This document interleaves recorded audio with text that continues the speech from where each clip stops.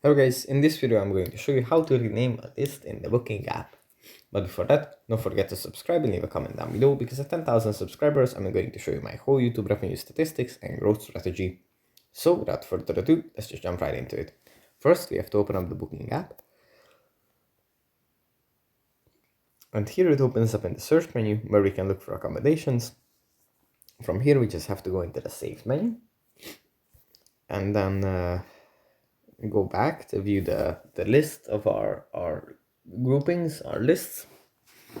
And here if we want to rename one, we just tap on the three dots next to its name and tap on rename. And then we can edit the name of the list to whatever we like. And then tap on OK. And then it's going to be saved. So that's pretty much it for this video. Hope it was helpful for you guys, and I'll see you in the next one.